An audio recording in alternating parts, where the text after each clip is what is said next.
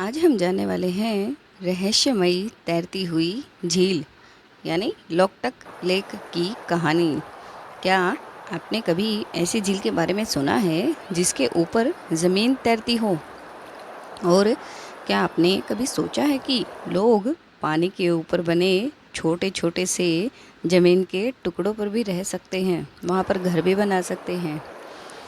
भारत के पूर्व उत्तर में के खूबसूरत राज्य मणिपुर में एक बहुत ही अनोखी झील है जिसका नाम है लोकटक लेक। इसे फ्लोटिंग लेक यानी तैरती हुई झील भी कहा जाता है। सुबह का समय था, हल्की धुंध झील के ऊपर तैर रही थी। छोटा आरव अपने दादाजी के साथ नाव में बैठा था। चारों तरफ पानी ही पानी था, लेकिन अचानक आरव की आंखें बड़ी हो गई। दादाजी, पानी के ऊपर घास वाला ये गोल गोल टुकड़ा कैसे तैर रहा है? ये डूब क्यों नहीं रहा है इसमें? दादाजी मुस्कुराए और बोले, बेटा, इन्हें फुमदी कहते हैं। फुमदी?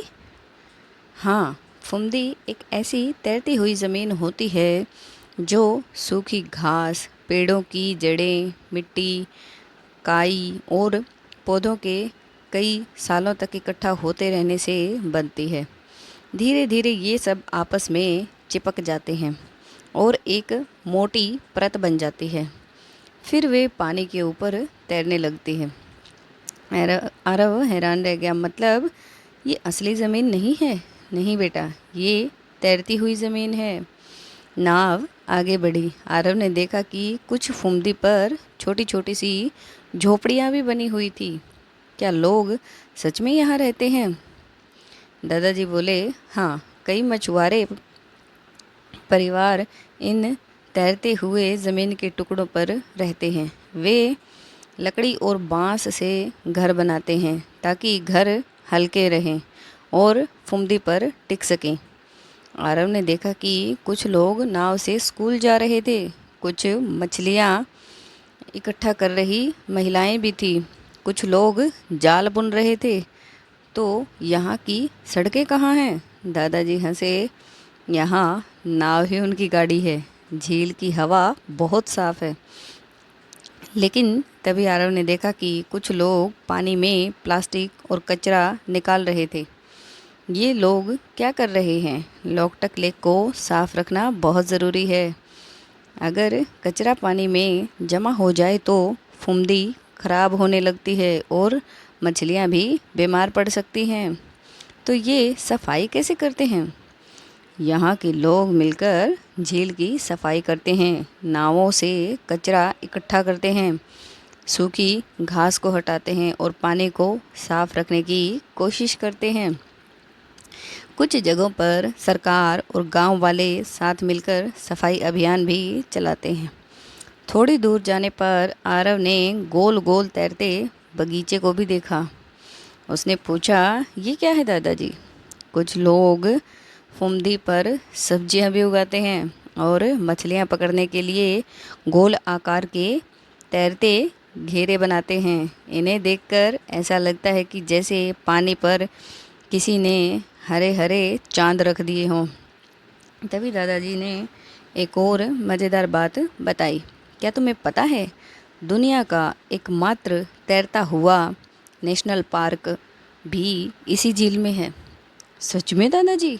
हाँ, और उसका नाम है लामजो नेशनल पार्क। यह पार्क पूरा फुमदी पर बना हुआ है। वाह! और वहाँ एक बहुत ही दुर्लभ हिरण भी रहता है, संगाई।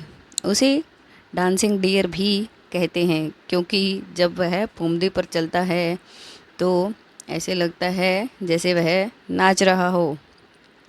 आरव खुशी से उछल पड़ा। मतलब झील के ऊपर जंगल भी है और हिरण भी? हाँ बिल्कुल बेटा। सूरज अब धीरे धीरे ऊपर आ रहा था। पानी सोने की तरह चमक रहा था। नाव के आसपास पक्षियों की आवाज़ें गूंज रही थी। आरव धीरे से बोला, दादाजी, ये जगह तो किसी जादुई दुनिया जैसी है। दादाजी मुस्कुराए और बोले, हाँ बेटा, लोकटक लेक हमें सिखाती है कि इंसान और प्रकृति मिलकर कितनी अद्भुत दुनिया बना सकते हैं। लेकिन अगर हम पानी को गंदा करेंगे या प्रकृति का ध्यान नहीं रखेंगे तो ये खूबसूरती धीरे धीरे ख़त्म हो सकती है।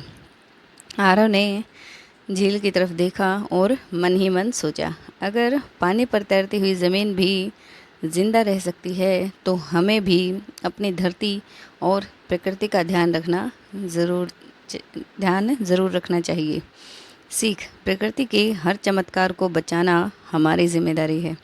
छोटी छोटी कोशिशें भी बड़ी खूबसूरत हो सकती हैं और पृथ्वी को सुरक्षित रख सकती हैं। Thank you, thanks for watching, like share and subscribe.